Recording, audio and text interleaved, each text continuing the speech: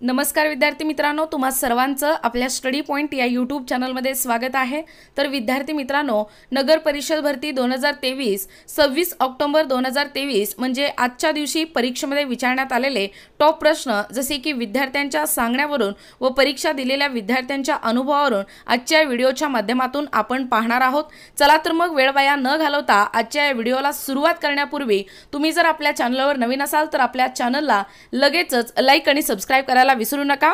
तर बघा विद्यार्थी मित्रांनो, आजच्या या 26 ऑक्टोबर दिवशी विचारण्यात आलेले टॉप प्रश्न बघा, जे नगर परिषद भरतीमध्ये विचारण्यात आलेले होते बघा।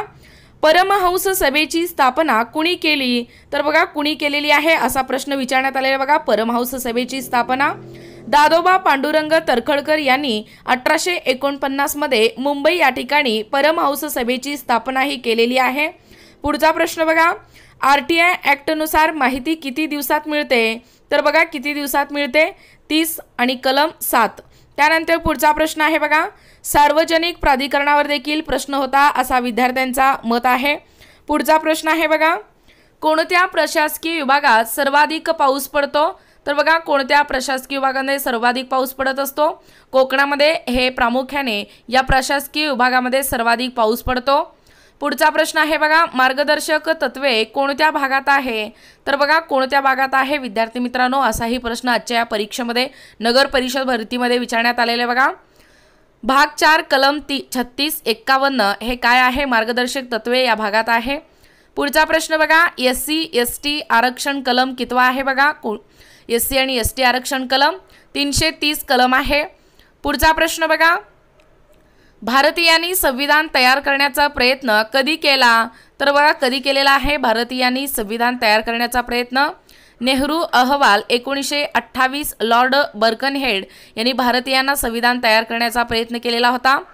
पुढचा प्रश्न आहे बघा, महाराष्ट्रात प्रशासकीय विभाग किती आहेत? बघा 6 इतके आपल्या महाराष्ट्रामध्ये प्रशासकीय विभाग आहेत।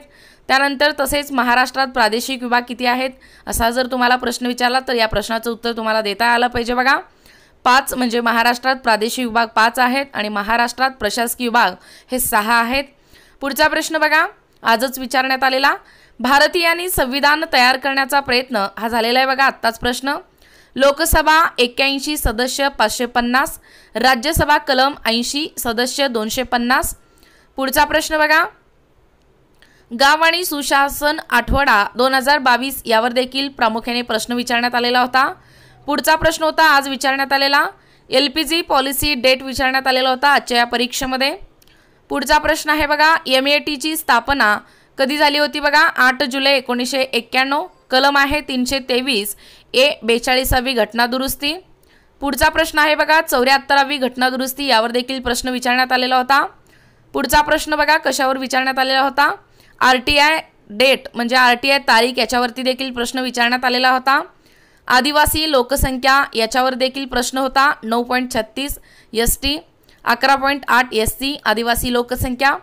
पुढचा प्रश्न आहे बघा, महाराष्ट्रात 2021-22 किती टन साखर उत्पादन झाले असाही प्रश्न आजच्या या परीक्षेमध्ये विचारण्यात आलेला होता बघा। पुढचा प्रश्न आहे बघा आज विचारण्यात आलेला, जून 2023 मध्ये मुख्य निवडणूक आयुक्त कोण होते? तर बघा राजीव कुमार 25वे हे जून 2023 मुख्य निवडणूक आयुक्त आहेत। पुढचा प्रश्न आहे बघा, 1991 IMF लोन किती आहे? बघा $2.2 बिलियन। पुढचा प्रश्न आहे बघा आज विचारण्यात आलेला नगर परिषद भरतीसाठी, नगर परिषद संचालनालय स्थापना कधी झालेली आहे? बघा 1965 या वर्षी नगर परिषद संचालनालय स्थापन झालेला आहे। पुढचा प्रश्न आहे बघा, महाराष्ट्रात कोणत्या पीक उत्पादनात दुसरा क्रमांक लागतो? तर बघा विद्यार्थी मित्रांनो, कापूस या पीक उत्पादनामध्ये आपल्या महाराष्ट्रात दुसरा क्रमांक लागतो। पुढचा प्रश्न बघा, यशदाची स्थापना कधी झाली? तर बघा कधी झालेली आहे यशदाची स्थापना? प्रामुख्याने 1980 या वर्षी विद्यार्थी मित्रांनो यशदाची स्थापना ही झालेली आहे। त्यानंतर पुढचा प्रश्न बघा, प्रामुख्याने गुलाबी मार्बल कुठे आढळतो असाही प्रश्न विचारण्यात आलेला होता। तर बघा गुलाबी मार्बल कुठे आढळतो? उदयपूर या ठिकाणी गुलाबी मार्बल आढळतो। पुढचा प्रश्न आहे बघा, महाराष्ट्रात एफडीआय गुंतवणूक किती आहे? बघा 318,422 करोड इतका आहे। पुढचा प्रश्न बघा, पीसीए 1988 मधील कोणते प्रकरण दडशी संबंधित आहे? तर बघा तिसरे प्रकरण दंडाशी संबंधित आहे। पुढचा प्रश्न बघा, ग्रामनिधी कलम तरतूद किती आहे बघा, कलम 57 हे काय आहे, ग्रामनिधी कलम तरतूद आहे। पुढचा प्रश्न असा विचारण्यात आलेला होता बघा, महाराष्ट्रातील वन टक्केवारी विचारण्यात आलेला होता आजच्या या परीक्षेमध्ये। त्यानंतर पुढचा प्रश्न बघा, वित्तीय तूट किती असते बघा, असाही प्रश्न विचारण्यात आलेला आहे, वित्तीय तूट किती असतो। पुढचा प्रश्न बघा, विधानसभा सभासद संख्या किती आहे बघा, 60 ते 500 हे विधानसभा सभासद संख्या आहे। पुढचा प्रश्न बघा, आज विचारण्यात आलेला IT क्षेत्राची वाढ याच्यावर देखील संबंधित एक प्रश्न होता। त्यानंतर पुढचा प्रश्न असा होता बघा, RTI मध्ये बदल कधी झाला, असाही प्रश्न विचारण्यात आलेला बघा। तर बघा विद्यार्थी मित्रांनो, RTI मध्ये बदल कधी झालेला आहे, 2019 मध्ये बदल झालेला आहे। पुढचा प्रश्न बघा, 74वी घटना दुरुस्ती याच्यावर देखील आधारित प्रश्न होता बघा। पुढचा प्रश्न आहे, टॅक्सचा उद्देश काय असतो, असाही प्रश्न आजच्या परीक्षेमध्ये विचारण्यात आलेला आहे। वित्तीय तूट किती असतो, असाही प्रश्न विचारण्यात आलेला आहे। कलम 164 कशाशी संबंधित आहे बघा, मंत्री संबंधित तरतूद याच्याशी संबंधित कलम 164 आहे। पुढचा प्रश्न बघा, प्रामुख्याने विचारण्यात आलेला, महाराष्ट्रात सर्वाधिक शहरीकरण झालेले जिल्हा कोणता आहे बघा, मुंबई उपनगर हे महाराष्ट्रातील सर्वाधिक शहरीकरण झालेला जिल्हा आहे।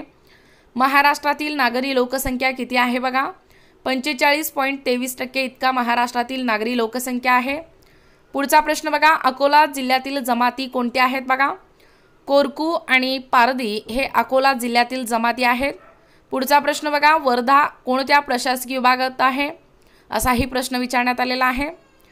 महाराष्ट्रात स्थानिक स्वराज्य संस्था महिला आरक्षण किती आहे बघा, 50% हे आपल्या महाराष्ट्रामध्ये स्थानिक स्वराज्य संस्था महिला आरक्षण आहे। पुढचा प्रश्न आहे बघा, national urban technology mission local body किती आहे बघा, 4500 आहे। पुढचा प्रश्न आहे बघा, ईमेल सेंड करायला काय लागते, असाही प्रश्न विचारण्यात आलेला बघा। गोपाळकृष्ण गोखले यांच्यावर आधारित देखील एक प्रश्न होता आजच्या या नगर परिषद भरतीसाठी।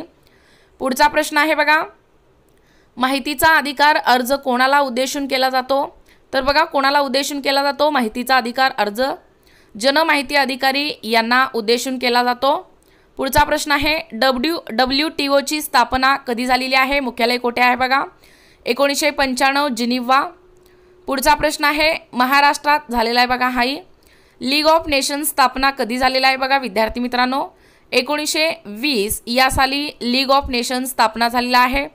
पुढचा प्रश्न आहे, भारतातील पहिली महानगरपालिका कोठे स्थापन झाली, तर बघा कोठे स्थापन झालेली आहे आपल्या भारतातील पहिली महानगरपालिका, मद्रास या ठिकाणी। तारीख बघा, वर्ष काय आहे, 1684 या वर्षी भारतातील पहिली महानगरपालिका मद्रास या ठिकाणी स्थापन झाली। पुढचा प्रश्न आहे, महाराष्ट्रातील मुंबई आहे बघा 1888।